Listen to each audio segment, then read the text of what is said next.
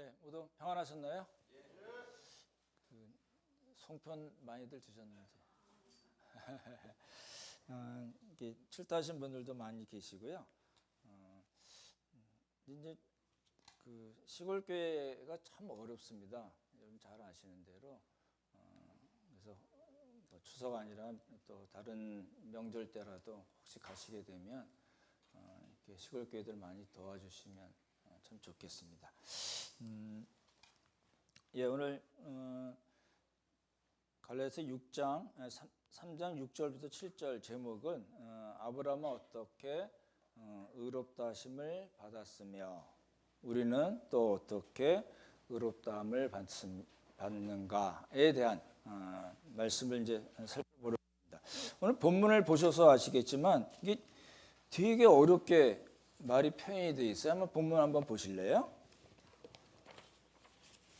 6절부터 9절까지 제가 한번 천천히 읽어드릴게요. 한번 같이 눈으로 보시면 좋겠네요. 아브라함이 하나님을 믿음에 그것을 그에게 의로 정하셨다 함과 같으니라. 그러니까 믿어서 아브라함이 하나님을 믿어서 하나님께서 아브라함을 의롭다 하셨다. 아브라함은 믿음으로 의롭다함을 받았다라는 말을 그에게 의로 정하셨다라는 돼 있고, 그런즉 믿음으로 말미암은 자들은 믿음으로 말일까요? 그렇죠? 이제 생각을 해보시고 아브라함의 자손이란 말은 또 뭘까? 이방인들이 아브라함의 자손이 될 수 있나? 이런 생각도. 또 하나님의 이방을 믿음으로 말미암아 성경 미리 알고 먼저 이방인이 너로 말미암아 복을 받으리라 하니라. 이거 되게 어렵습니다. 하나님이 이방 사람들을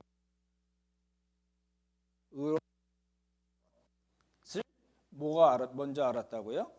성경이 미리 알았다. 성경이 미리 아브라함에게 뭘 전했어요? 아브라함에게 복음을 전했어. 아브라함이 언제 예수 그리스도의 십자가의 복음 생각이 들 수가 있잖아요. 그래서 모든 이방인이 너로 말미암아 모든 이방 사람들이 복을 받는다고 말씀하셨을까를 보셔야 되고, 그리고 9절에 이제 결론적으로 믿음으로 말미암은 자들은 믿음이 있는 아브라함과 함께 복을 받는다 이렇게 돼 있어요. 그러니까 6절이 나오고 7절에도 아브라함의 자손이란 말이 나오고 아브라함에게 복음을 전했단 말이 나오고 아브라함 이야기가 계속 이제 6, 7, 8, 9절에 계속 나옵니다. 참 어렵잖아요. 이게 성경 볼 때 재미없는 게 뭐냐면은 읽으면 싹 들어와야 되잖아요.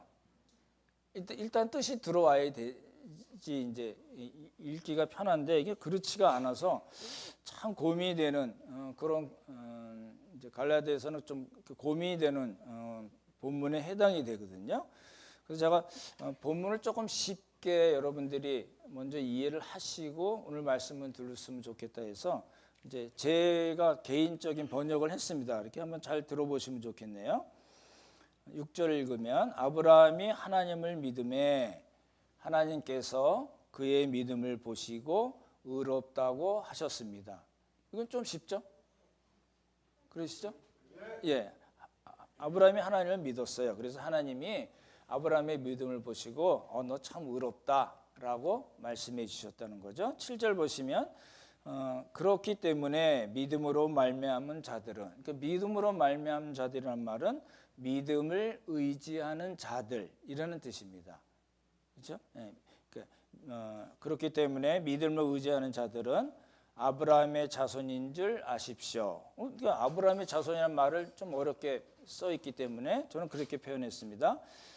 그렇기 때문에 믿음을 의지하는 자들은 아브라함과 같이 믿음으로 의롭게 되는 것을 아십시오 라는 뜻입니다. 그러니까 자손이라는 말을 이제 어떤 혈통적인 의미로 해석하시면 안 되고 아브라함이 믿어서 의롭다함을 된 것과 같이 모든 사람들은 다 아브라함과 같이 믿음으로 의롭게 됩니다.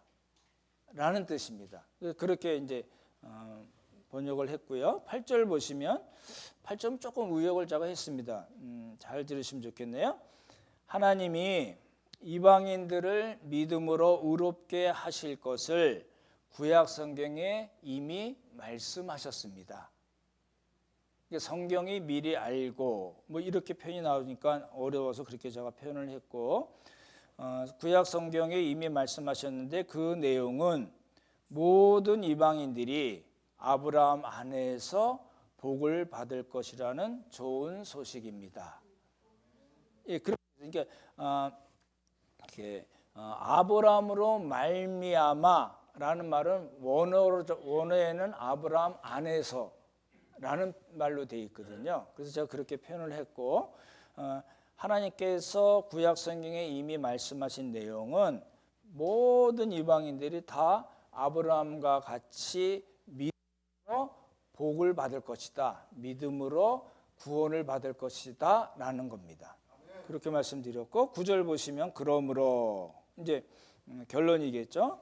믿음을 의지하는 자들은 모두 믿음의 사람 아브라함과 같이 믿음으로 의롭다 하심을 받은 아브라함과 같이 의롭다 하심을 받는 것입니다. 이렇게 이제 번역을 했습니다. 좀 도움이 되실지 모르겠는데 이게 우리 개역 개정보다는 조금 편하시지 않겠나 싶은데, 이제 전체적인 내용을 이제 말씀을 드렸어요. 이제 오늘 우리가 볼 거는 이제 그 갈라디아의 주제에서 이제 연결시켜서 말씀을 드리면은, 믿음의 사람 아브라함은 어떻게 의롭다 하심을 받았을까라는 것을 이제 오늘 추적하려고 합니다. 그걸 통해서 우리는 어떻게 또 하나님 앞에서 의롭다 하심을 받았는가 조금 더 설명을 드리면, 여러 번 말씀드렸듯이 성령을 어떻게 해서 선물로 받았고, 어떻게 해서 하나님의 자녀가 됐고, 어떻게 해서 그리스도와 연합을 했는가, 그래서 우리가 어떻게 복음으로 살게 되었고 어떻게 성령으로 살게 된 그런 사람들이 되었는가를 오늘 추적하겠다는 겁니다. 복잡한가요?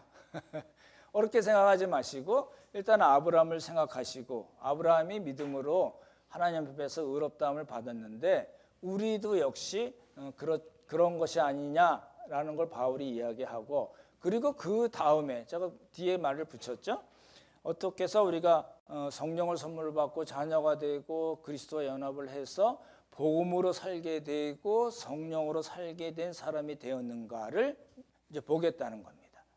왜가 제가 뒤에 그 맛을 붙였냐면, 지난주에 우리가 1절에서 5절까지 하나님께서 우리들에게 어떻게 해요? 계속해서 성령을 주시고 또 계속해서 능력을 행하십니다를 근거로 말씀드린 겁니다. 그러니까 3장 전체 구조가 그렇게 돼 있어요. 1절에서 5절까지 이야기하고 5개의 논증을 벌입니다. 지금 이거 아브라함에 의한 논증이라고 그러거든요. 5개의 논증을 따다다다닥 이야기하고 결론으로 이야기해요. 그러니까 1절에서 5절에 이야기한 하나님께서 우리들에게 모든 믿는 자들에게 성령을 계속해서 주시고 또 능력을 계속해서 행하게 하시는 그 하나님의 일이 지금 이야기한 그 따다다닥 5개 이야기하는 이야기와 그 다음에 그 결론으로 이야기하는 모든 것을 다 이렇게 포함하는 걸로 저는 그렇게 이제 구조를 이해를 했거든요. 그러니까 그런 구조를 이해를 하시면은 단순한 딱딱한 교리를 바울이 지금 이야기하고 포인트를 거기에 맞춰서 이야기하는 것보다는 그것을 근거로 해서 그 다음 어떻게 우리가 복음으로 살고 어떻게 해서 성령으로 살 건가를 이야기한다고 봐야 된다는 겁니다. 그래야지 이제 3장 4장이 너무 교리적으로만 나가지 않고 그 이신칭의 교리를 바탕으로 우리의 삶이 어떠해야 하는가를 바울이 이야기한 걸로 보고, 그리고 5장에서 이제 아주 분명하게 성령을 따라서 행하는 삶에 대해서 이야기하는 걸로 보시면은 이제 갈라디아 전체가 이제 이렇게 왁구가 잡힌다는 말씀입니다.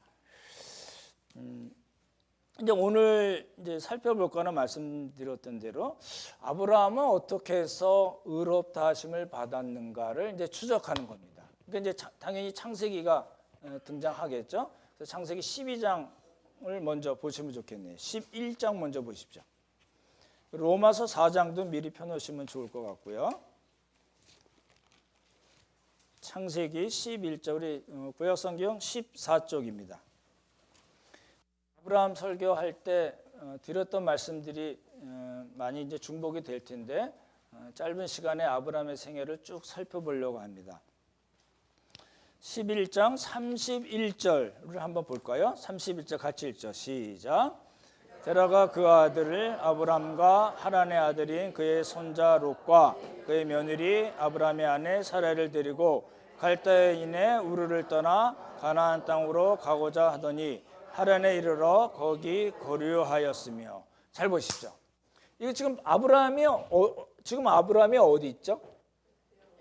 갈대아 우르라는 데 있습니다. 이게 티그리스강, 유브라데스강 아래쪽에 이렇게 보면 갈대아 우르라는 그 우르 문명, 굉장히 문명이 발달했던 곳입니다.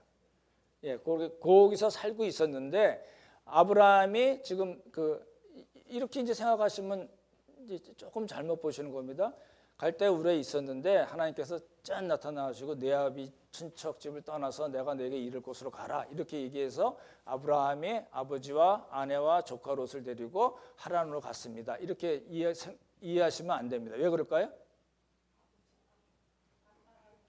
그렇죠. 지금 주어가 누구예요? 누가 갈대아 우르에서 누구를 데리고 하란으로 갔어요? 아버지 데라입니다. 그러니까 갈 바를 알지 못하고 갔다 하는 거는 갈대아 우르에서의 이야기가 아닙니다. 그러니까 데라는 다신주의자였을 걸로 봅니다. 하나님을 믿는 이런 사람이 아니었던 걸로 보여지거든요. 여호수아 24장에도 그런 이야기가 나오는데 어찌됐든 아브라함의 집안은 우리가 생각하듯이 대대로 하나님을 잘 믿던 사람들이 아니고 우상을 섬기던 사람들입니다. 동의가 안 되시는 표정이신데 아브라함 설교 다시 들으시면 좋겠네요. 그래서 이제 떠났는데 그래서 이제 하란으로 갔다가 이제 갈대아 우르입니다. 갈대아 우르에서 하란으로 갔다가 아멘하고 가나안 땅으로 쏙 들어갔을까요? 그렇지 않습니다. 그렇죠? 그렇지 않은 거 우리가 알 수가 있거든요. 우리 12장을 한번 연결해서 같이 읽어볼까요? 1, 2, 3절. 이제 하나님께서 아브라함에게 나타나셔서 하신 말씀입니다. 같이 읽죠. 시작. 여호와께서 아브라함에게 이르시되 너는 너의 고향과 친척과 아비의 집을 떠나 내가 네게 보여줄 땅으로 가라. 내가 너로 큰 민족을 이루고 네게 복을 주어 네 이름을 창대하게 하리니 너는 복이 될지라. 너를 축복하는 자에게는 내가 복을 내리고 너를 저주하는 자에게는 내가 저주하리니 땅의 모든 족속이 너로 말미암아 복을 얻을 것이라 하신지라.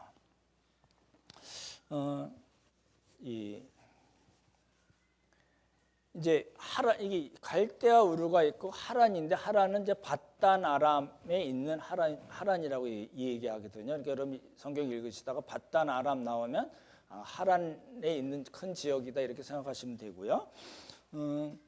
이제 하나님이 짠 나타나셨어요. 이제 데라는 이제 죽은 걸로 되어 있거든요. 11장 끝에 보시면 데라가 죽고 이제 하나님께서 아브라함에게 짠 나타나셔서 뭐라고 얘기하시냐면 우리가 잘 알고 있는 그렇죠? 뭐 친척 아비 집을 떠나 내가 네게 명하는 곳으로 가라 이렇게 얘기를 하잖아요. 그래서 이제 아브라함이 코스가 지금 어떻게 돼요? 갈대아 우르에서 하란에서 그런데 하란에서 얼마 동안 살았는지는 명확하지 않지만 꽤 많은 시간을 살았을 겁니다. 그래서 거기서 많은 재산도 불리고 많은 종들도 이렇게 얻게 됐다는 표현이 나오거든요. 어찌됐든 그 하란에서 꽤 많은 시간을 있다가 데라가 죽은 다음에 하나님께서 나타나셔서 이제 가나안 땅으로 들어옵니다. 이제 5절 한번 보실래요? 5절 같이 읽겠습니다. 시작. 아브라함이 그의 아내 사라과 하란에서 모은 모든 소유와 얻은 사람들을 이끌고 가나안 땅으로 가려고 떠나서 마침내 가나안 땅에 들어갔다. 여기 우리가 보셔야 될 게 모든 소유와 얻은 사람들이란 말이 나오잖아요. 이게 갈대 우리에서 이야기 아니고 하란에서 꽤 많은 시간을 아브라함이 살았던 걸 알 수가 있습니다. 이해가 되시죠? 그리고 이제 마침내 가나안 땅에 들어갔다. 보십시오. 왜 마침내라는 말을 창세기 저자가 썼을까요? 이제 우리는 이제 아브라함 하면 믿음의 조상, 아브라함은 이거 잘 알고 있으시잖아요. 그래서 갈대아 우리에서 하나님 가라 그랬더니 탁 하란까지 갔다가 또 하란에서 좀 돈 모아가지고 이게 마침내 순종해서 가나안 땅으로 들어갔다 이렇게 생각할 수 있잖아요. 그렇지가 않다는 거죠. 이 마침내는 아브라함의 마침내일까요? 하나님의 마침내일까요? 하나님께서 계획하셨는데 아브라함이 뭣도 모르고 갔다가 거기서 돈 보고 이렇게 잘 지내고 있는 모습을 보고 하나님께서 나타나셔서 결국 아브라함을 하나님께서 의도하셨던, 그렇죠? 예, 그 가나안 땅으로 인도하셨습니다라는 말을 그렇게 표현한 겁니다. 그렇죠? 예, 그렇게 보시면 좋을 것 같아요. 근데 이제 아브라함이 이렇게 가나안 땅에 가서 이제 하나님께서 약속하신 땅이고 하나님께서 주실 땅이니까 거기서 이제 뭐 목축도 하고 농사도 짓고 잘 살았다. 그래서 이제 이삭도 바치고 그렇게 우리에게 믿음의 본을 보였다. 이렇게 되면 스토리가 멋있는데 그렇지가 않습니다. 그래서 12장에 보시면 17절 보시면은 이제 애굽으로 내려가요. 애굽으로 내려간 이유가 뭘까요? 가나안 땅에서 애굽으로 내려간 이유가 뭘까요? 성경 잘 보시면 기근 때문에 애굽에 거류하려고. 그러니까 가나안 땅에 좋은 땅이 아니거든요. 그래서 이제 기근이 생기니까 여기 아닌가 봐 하고 어디로 갔어요? 애굽으로 가서 살려고 간 거예요. 살려고 갔다가 무슨 일을 당하죠? 바로가 이제 잘 아시는 대로 우리가 사례죠 지금은요. 원래 우리 사라라고 그러는데 지 때는 이름이 그 전에 이름이 사례잖아요. 그러니까 사라가 이뻤나 봐요. 그러니까 이제 바로 왕이 이제 점을 찍었죠. 그랬다가 이제 하나님께 역사하셔서 바로가 아브라함과 가족들을 다 보내잖아요. 보내면서 그냥 보내지 않죠. 많은 가축들을 줘서 보냅니다. 그러잖아요. 그래서 이제 아브라함이 요때 잘 보십시오. 갈대아 우르에서 우상을 섬기고 있었던 아브라함이 하란에 가서 돈을 벌고 그렇게 있다가 하나님께서 짠 나타나셔서 어찌어찌해서 마침내 가나안 땅에 왔다가 기근이 생기니까 애굽으로 내려갔다가 하나님께서 역사하심을 보고 다시 가나안 땅으로 들어갔습니다. 이때 아브라함이 나에게 나타났던 하나님이 이런 하나님이구나라는 것을 체험하게 된 겁니다. 하나님이 어떤 분인가를 어렴풋이 알게 된 겁니다. 지금 그렇게 보시면 좋을 것 같고, 그런데 그 다음에 이제 가나안 땅에 왔어요. 근데 이제 재산이 많아져서 조카 롯과 이제 이렇게 이별을 하게 되잖아요. 그렇죠? 목축지가 적으니까 그럼 네가 어디 가고 싶은 데로 가. 그럼 너 가면 내가 반대쪽으로 갈게 해가지고 이제 헤어졌어요. 헤어진 다음에 하나님께서 짠 나타나셔서 언약을 한번 또 맺으십니다. 그러니까 첫 번째 언약은 12장에 나온 언약입니다. 이제 떠나라. 그러면 땅의 모든 족속이 너를 인하여 복을 받을 것이다. 너로 인하여 구원을 받을 것이라는 뜻이거든요. 그게 첫 번째 언약이고, 두 번째 언약이 이제 13장에 나옵니다. 한번 13장 보십시오. 13장 14절입니다. 14절부터 17절. 조금 빨리 읽을까요? 1절 시작. 그것이 아브라함 후에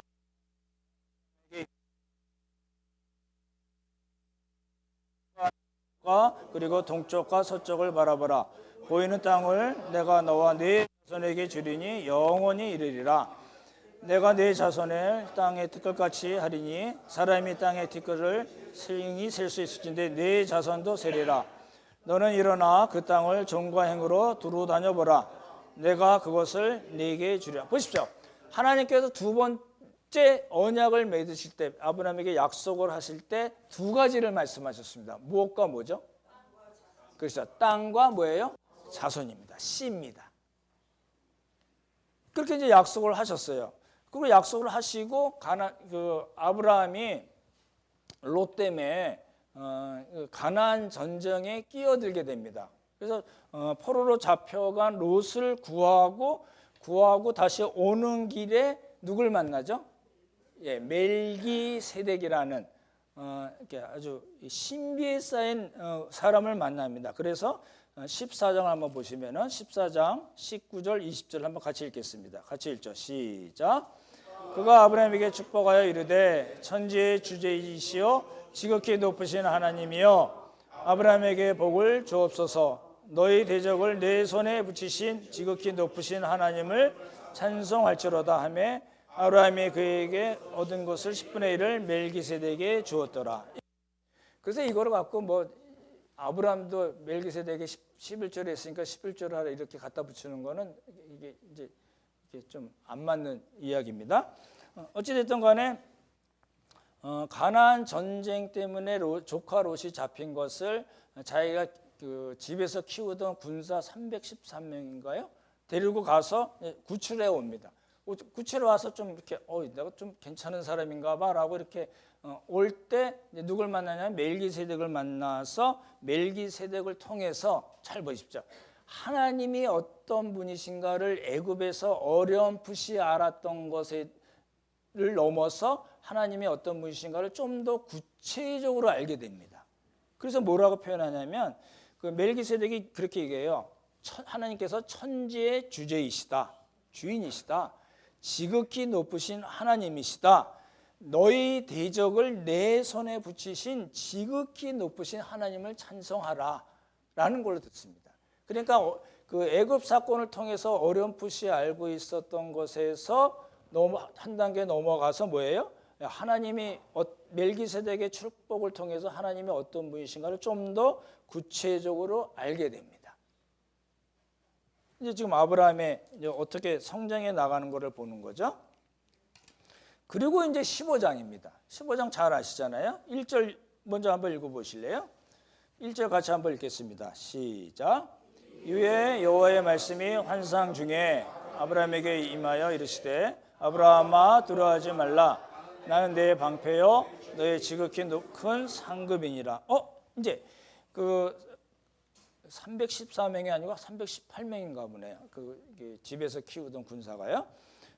이제 아마도 이 가나안 전쟁에 휩쓸렸기 때문에 아브라함이 굉장히 두려워하는 상태였던 걸로 보여지고, 그래서 하나님께서 나타나서 뭐라고 얘기하시냐면 나는 내 방패요 너의 지극히 큰 상급이다. 방패와 상급에 대해서 이야기를 합니다.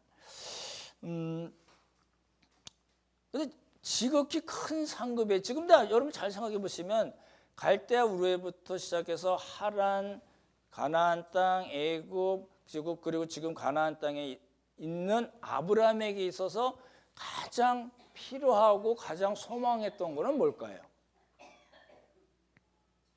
자식입니다. 씨입니다. 상속자입니다. 그래서 지금 그런 상황에 있는데 두려워하지 말고 내가 너의 그 지극히 큰 상급이야 이렇게 얘기하니까 아브라함이 이제 그동안 표현이 안 됐던 그 아브라함의 표현이 이제 나옵니다. 뭐라고 나오냐면 한번 2절 한번 보시기 바랍니다. 2절과 3절 한번 보시기 바랍니다. 성경을 조금 입체적으로 읽으시면 좋을 것 같아요. 2절 3절 같이 읽죠. 시작.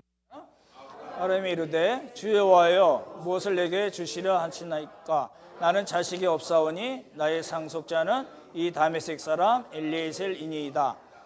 아브라함이 또 이르되 주께서 내게 씨를 주지 아니하셨으니 내 집에서 기르는 자가 내 상속자가 될 것이니이다. 지금 아브라함에게 있어서는 당시 이제 고대 근동 지역이 다 그렇잖아요. 뭐가 가장 큰 재산일까요? 뭐가 가장 큰 자랑일까요? 자식입니다. 그것도 아들이에요. 그럴 수밖에 없었겠죠.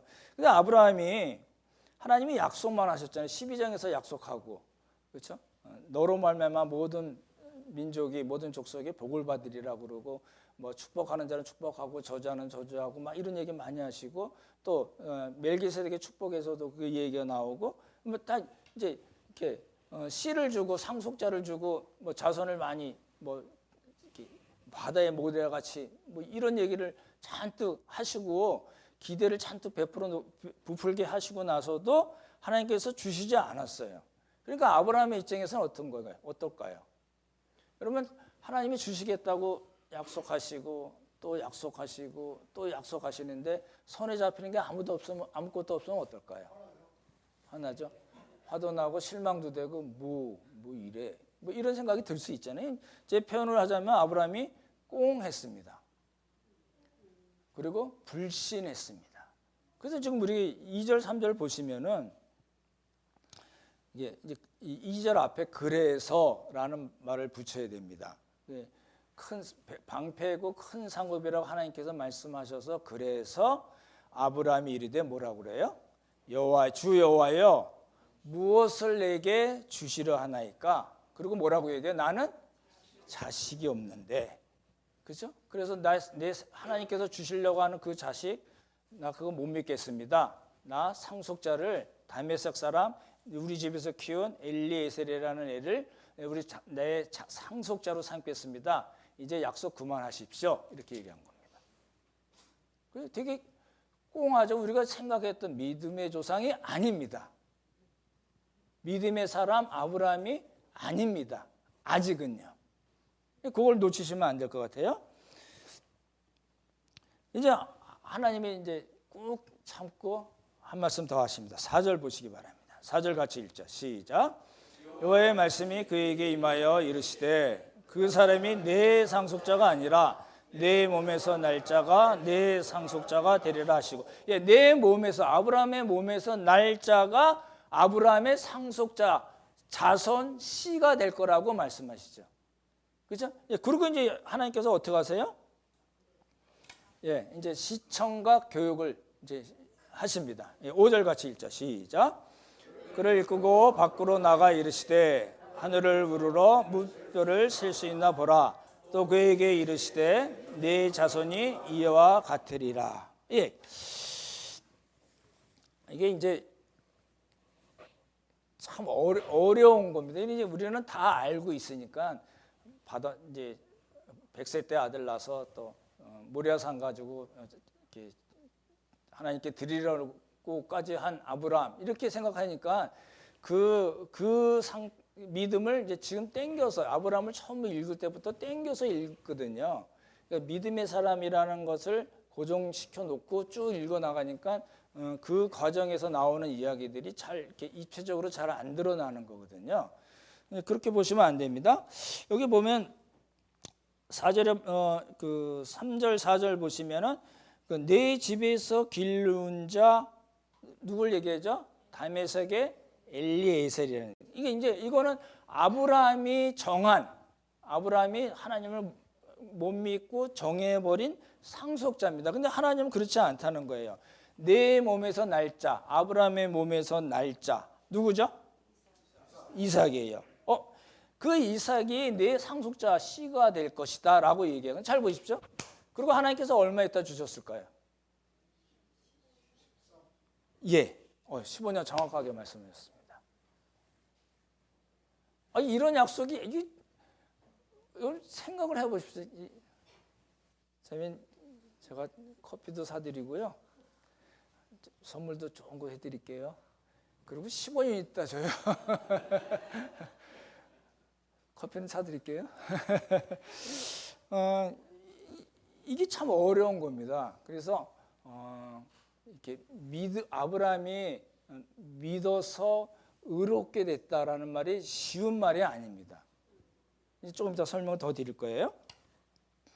무뼈를 셀 수 있나 보라. 그러니까 첫 번째 그 언약은 하란에서 언약을 한 거고, 두 번째는 조카 롯과 이별하고 나서, 그렇죠? 땅과 자손을 이야기한 두 번째잖아요. 요거는 이제 세 번째 언약이 되는데, 그것도 실제로 이루어진 거는 15년 후에 이제 이루어지는 겁니다. 그럼 아브라함이 몇 살일까요? 15장에서 85세입니다. 왜냐하면 그 가나안 땅에 들어왔을 때 75세로 보거든요. 그러니까 75세에서 85세입니다. 그럼 얼마가 걸렸어요? 10년이 걸렸습니다. 6절 보실래요? 6절 다시 읽어볼까요? 시작. 아브라함이 여호와를 믿으니 여호와께서 이를 그의 의로 여기시고, 내용 아시잖아요. 이 신칭입니다. 믿어서 여호와께서 아브라함을 의롭게 여기셨다. 이건데 잘 보십시오. 근데 그 앞에 말에 6절 앞에 말에 우리가 뭘 하나 붙여야 되냐면 결국 이란 말을 붙여야 됩니다. 마침내 결국 아브라함이 하나님을 믿게 돼서, 그래서 하나님께서 원래 의도하셨던 대로 아브라함을 의롭다고 하셨습니다 라고 읽으셔야 됩니다. 조금 이제 설명을 조금 드릴게요. 이제 갈대아 우르에서 가서 또 어디로 갔다고요? 하란으로 가고, 그리고 마침내 가나안 땅에 왔는데 기근이 나서 어디로 갔어요? 애굽으로 갔다가 하나님께서 역사하셔서 다시 돌아왔죠. 그렇죠? 네, 돌아왔는데 그 가나안 전쟁에 휩쓸려서 잡혀간 롯, 조카 롯을 구해옵니다. 그러다가 멜기세덱을 만나서 어렴풋이 알고 있었던 그 하나님에 대해서 천재주재이시고 지극히 높으신 하나님이시라는 것을 알게 됐거든요. 그렇죠? 그리고 이제 이 엘리에셀, 다메섹에 엘리에셀을 내놓으니까 15장에서 내놓으니까 아브라함이 꽁했다가 폭발을 합니다. 근데 그 아브라함을 하나님께 데리고 나가셔서 목표를 보여주시면서 네 자손이 이와 같이 될 것이다 라고 얘기했습니다. 그랬더니 아브라함이 어떻게 됐다고요? 하나님을 믿었어요. 보십시오. 지금 갈대아 우르에서 시작해서 하란, 애굽, 다시 가나안 땅, 그리고 15장에 와서야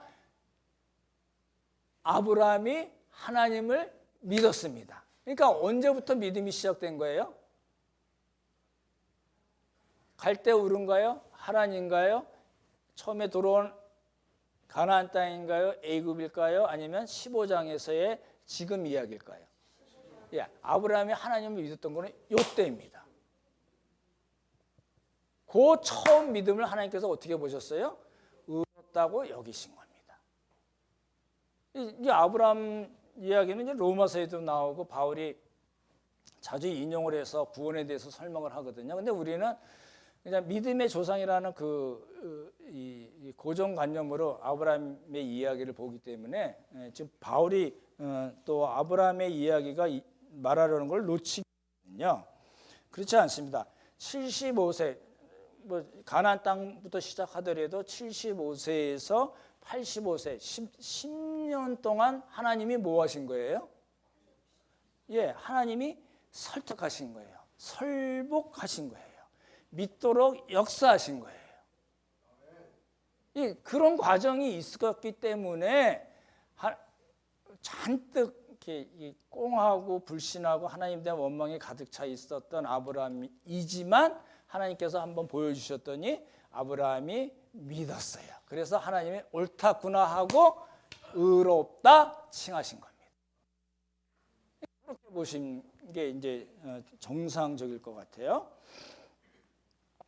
그래서 이제 하란에서 한번 언약을 맺으셨고, 또 두 번째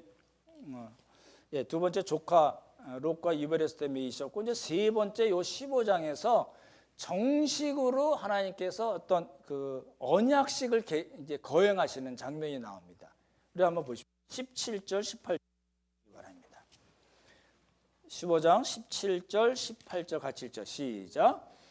해가 져서 어두울 때에 연기나는 화로가 보이며 타는 햇불이 쪼개인 고기 사이로 지나가더라.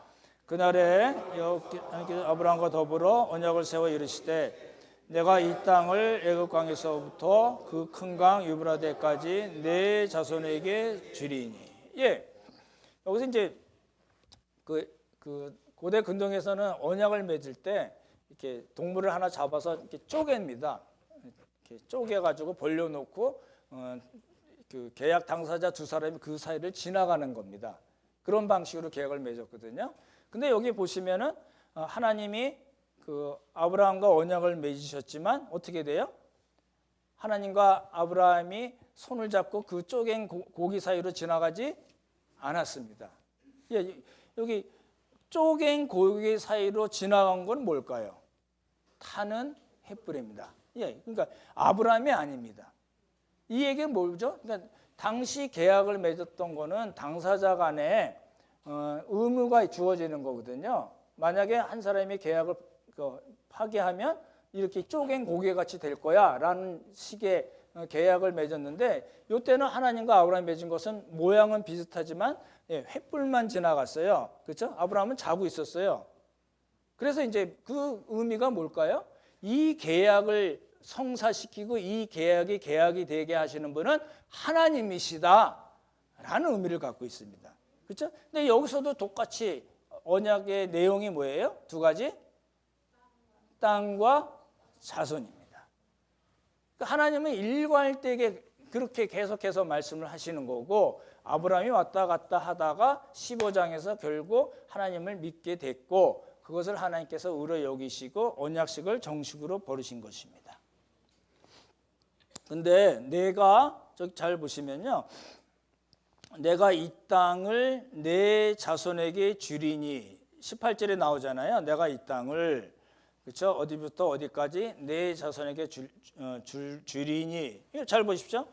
아직 주셨나요? 이제 주실 것이란 뜻인가요? 주실 것이야. 미래형인데 원문에는 미래형으로 써 있지 않습니다. 뭐로 써 있냐면 완료형으로 써 있습니다. 미래형인데 완료형으로 쓴 거는 이거는 너무나도 확실한 거야 라는 의미입니다. 그렇죠? 주리니 우리 성경 그렇게 표현되어 있지만 정확하게 번역을 하자면 내가 너한테 줬어. 완료형으로 이렇게 써 있어요. 그거는 하나님께서 반드시 그 일을 이루실 것이다. 그저 신약식으로 표현하면 구원 역사를 내가 반드시 이룰 거야. 예수 그리스도의 십자가로 구원 역사를 완전히 이룰 거야 라는 뜻입니다. 그렇죠? 이제 그렇게 보시면 좋을 것 같아요. 그럼 잘 보십시오. 그러니까 갈대아 우르부터 시작해서 하란에서 갈대아 가고 애국 갔다가 또 하나님과 만나서 이제 그 세 번째 언약을 맺고 언약식까지 하고 그랬으니까 아브라함이 믿음이 쫙 올라갔을 거 아니에요. 아니죠. 그리고 어떻게 할 수 있을까요? 15장 다음에 무슨 사건이 나와요? 16장이 나옵니다. 보십시오. 16장 무슨 사건일까요? 예, 아브라함이 누굴 취했어요? 예, 하갈을 취해서 이스마엘, 그러니까 사라의 종 하갈을 취해서 이스마엘을 낳습니다. 아니 그렇게 해서 언약식까지 맺고 이렇게 믿음에 충만했을 아브라함인데 여자에 약했을까요? 그런 것도 있었겠죠. 자식에 대한 미련이 아직 남아 있었을까요? 그럴 수도 있을 것 같습니다. 근데 그래서 우리가 15장을 어떻게 봐야 되면 의로 여기셨다는 표현을 어떻게 보셔야 되냐면 아브라함의 실력과 수준, 아브라함의 믿음이 그렇게 쫙 일취월장됐습니다 라고 보지 않습니다. 뭐라고요? 아브라함의 신분이 변했다고 보는 겁니다. 그렇죠? 그러니까 실력과 수준의 개념이 아니고 그렇죠? 아브라함이 하나님을 믿으니 하나님께서 의로 여기셨다는 그 말은 신분에 관계된 이야기입니다. 그렇죠? 그러니까 어떻게 할 수 있어요? 16장에서 확가닥 했잖아요. 그렇죠? 그렇게 봐야 된다는 겁니다. 근데 16장 다음에가 몇 장이죠? 17장입니다. 17장 잘 보시면 하나님께서 1절만 읽어볼까요? 17장 1절 보십시오. 시작. 아브라함이 99세 때에 여호와께서 아브라함에게 나타나서 그에게 이르시되 나는 전능한 하나님이라 너는 내 앞에 행하여 완전한. 나는 전능한 하나님이라고 하나님께서 말씀하신 이유가 있어요. 왜 그랬을까요? 15장에서 몇 살이라고요, 아브라함이? 예? 85세죠. 85세죠. 지금 나타난 17장은요? 예, 16장에 뭘 했다고요? 이스마엘을 낳았는데 이스마엘을 몇 살에 낳았어요? 86세에 낳습니다. 성경에 있습니다. 86세에 낳았어요. 그러니까 86세에 낳고 그 16장에서 17장이 몇 년이 떠요? 그러면 13년. 하나님이 14년 동안 꽁 하셨습니다. 하나님의 꽁은 이 아브라함의 꽁하고는 다르겠죠, 당연히. 아브라함이 속이 좀 탔을까요?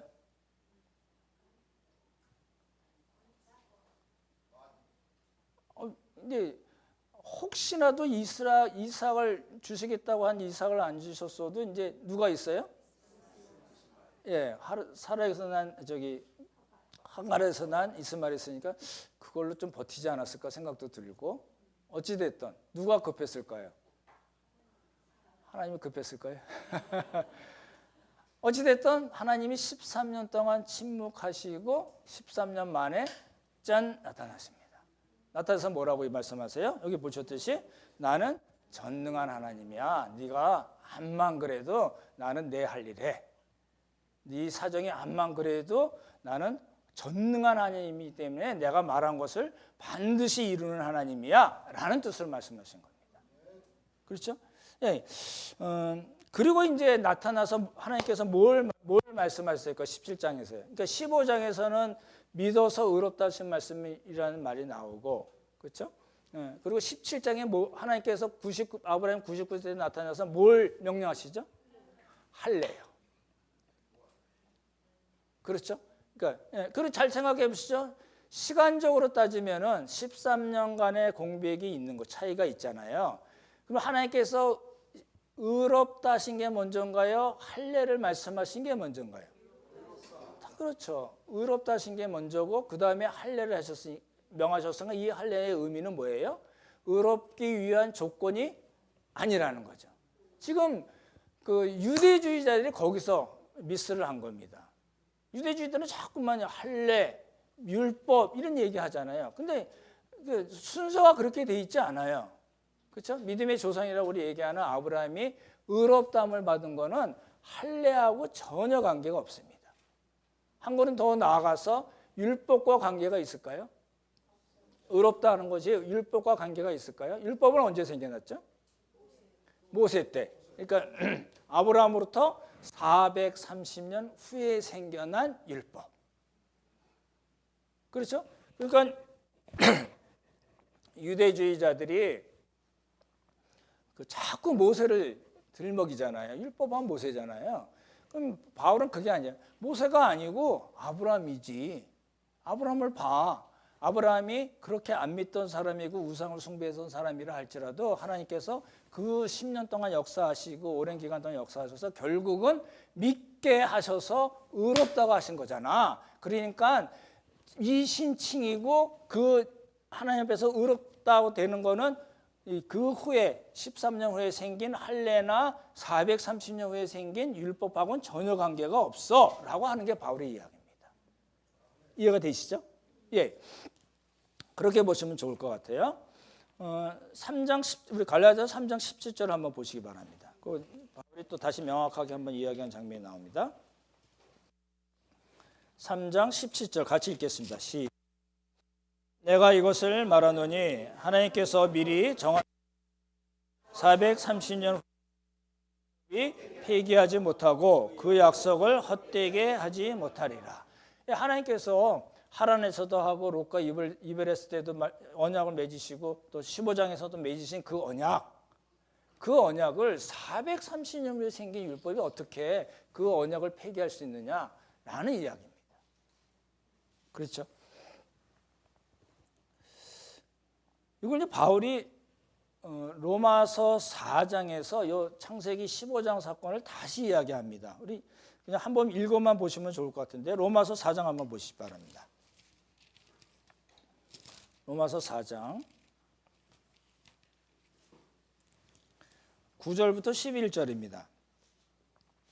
제가 로마서를 항상 염두에 두고 조금씩 이렇게 말씀을 드리고 있거든요. 9절부터 12절 같이 읽어보죠. 시작.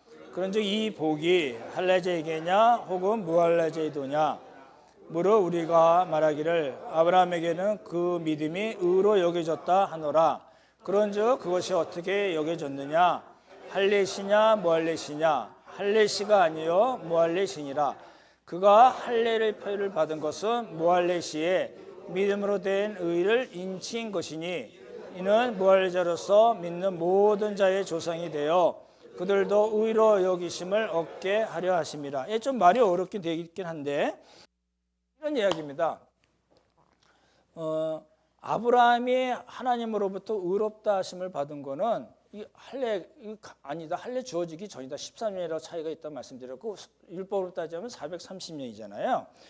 그거 아니다. 그럼 왜 할례를 주셨느냐? 이 할례가 뭐냐라는 걸 설명한 겁니다. 여기 그렇게 됐죠? 11절 보시면 믿음으로 된 의를 인친 것이니 믿음으로 됐어요. 의가. 그렇죠? 이신칭이잖아요. 그것을 어떻게 했어요? 인친 것이다. 이게 무슨 말일까요? 예. 이 할례라는 거는 칭의하고는 전혀 관계없는데 왜 하나님께서 할례를 주셨냐면 의롭다 하신 것에 대한 사인이다. 외적인 증표다. 꽝꽝꽝 도장을 찍으신 것이다. 라는 이야기입니다. 그래서 지금 바울이 로마서 4장에서 얘기하는 부분이 그거거든요. 그러면 이제 오늘 말씀을 좀 정리를 해보면은 여기가 어디라고요? 예. 했습니다. 갈대우르고 여기는요.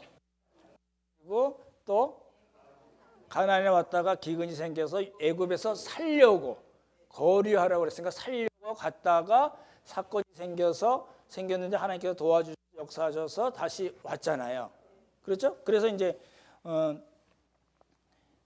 언약만 해주시고 약속만 해주시고 오랜 기간 동안 이루어 주시지 않으니까 이제 답답했어요. 꽁하고 불신의 상태까지 갔어요. 이게 아까 우리가 읽은 그 구절을 보시면은 아브라함이 하나님께 대드는 겁니다. 약속해놓고 왜 안 줘요? 이 얘기입니다. 그죠? 예. 그래서 하나님께서 이제 시청과 교육을 통해서 그동안 10년 넘게 하나님께서 역사하신 것 그리고 시청과 교육을 통해서 아브라함에게 믿음이 생겨나게 하셔서 아브라함이 믿게 돼서 그래 넌 정말 내 앞에서 의로운 사람이야 라고 도장을 꽝꽝꽝 찍어주시고 13년 후에 나타나셨 이 17장에서 뭐라고 하셨어요? 예, 이제 할례를 행함으로써 네가 의롭게 된 것에 대한 어떤 사인을 만들라 라고 이야기하신 것입니다. 그게 이제 나중에 430년 후에 모세를 통해서 율법을 주셨을 때 할례가 거기에 포함이 된 겁니다. 그렇게 보시면 제일 좋을 것 같아요. 그러니까 이제 우리가 알 수 있는 건 뭐냐면 구원을 이루어 나가시는 하나님, 구원을 만들어 가시는 하나님이라는 겁니다. 약속하시고 그냥 네가 알아서 잘 해봐라고 하시는 것이 아니라 그 약속을 성취해 가시는 하나님. 예, 우리의 삶의 여정에서 일어나는 여러 가지 사건들을 통해서 믿음을 갖게 하시고 결국 믿게 하셔서 의롭다고 칭하시고 하나님의 자녀로 삼아주시는 하나님입니다. 여러분들 이제 잘 생각해 보십시오. 예수님을 믿고 계시잖아요. 그 전에 내 삶이 일어나서 내가 결국 하나님을 믿게 됐을까? 잘 생각해 보시면 우리가 결단하거나 우리의 실력과 수준으로 된 것은 아무것도 없다는 겁니다. 동의하시죠? 예, 그게 이제 우리에겐 정말 감사거리고 하나님의 은혜와 사랑이고 하나님의 긍휼과 자비라고 고백할 수밖에 없다는 겁니다. 그래서 이제 에베소 2장 8절을 보시면 내가 너희가 그 은혜를 인하여 믿음으로 말미암아 구원을 얻었나니 이 얘기예요. 뭐라고요? 순서가 어떻게 돼요? 그 은혜를 인하여 무엇으로 말미암아요? 믿음으로 말미암아 뭘 얻었어요? 구원 얻으니 이것이 너희에게서 난 것이 아니요 하나님의 선물이라. 바울이 강조하는 바울의 신화가 아주 명쾌합니다. 복잡하지 않고 사실은 굉장히 단순합니다. 그렇죠? 근데 지금은 이제 하나님께서 아브라함에게 하셨듯이 환상으로 쫙 나타났다든지 뭐 멜기세덱을 보내주신다든지 그렇게 역사하시나요? 이제 그런 역사는 없어. 이제 끝난 역사입니다. 그렇게 역사하시지 않습니다. 그렇죠? 직접 나타나서 역사하지 않으시고요. 누군가 우리들에게 복음을 전할 때 누가 역사하세요? 예, 성령께서 중생의 역사를 일으키셔서 그리스도와 연합하게 하시고 믿음을 갖게 하셔서 우리를 의롭다고 칭하시고 구원을 받게 하시고 하나님의 자녀로 삼으시는 겁니다. 이제 좀 여러 번 반복해서 드렸던 말씀이에요. 근데 이제 그 2장 때도 말씀드렸듯이 이제 바울의 관심은 과거일까요? 현재일까요? 미래일까요? 다시요. 넘어가시면 안 됩니다. 과거, 현재, 미래. 다. 그렇죠. 예. 과거를 근거로. 그렇죠? 천국을 미래에 소망하면서 현재의 삶을 믿음으로 증명해내는 그런 크리스찬이 되자는 게 바울의 이야기입니다. 이제 그거는 이제 외우셔야 됩니다. 과거를 근거. 바울이 과거 지나간 이야기를 많이 해요. 왜냐하면 그 뿌리가 약하면은 현재나 미래가 없으니까. 그렇죠? 근데 미래에 대해서 많이 이야기하는 부분이 있잖아요. 근데 미래만 이야기하지 않고요. 바울의 그 초점은 사실은 현재에 있습니다. 현재에 있되 과거를 근거로 미래를 소망하며.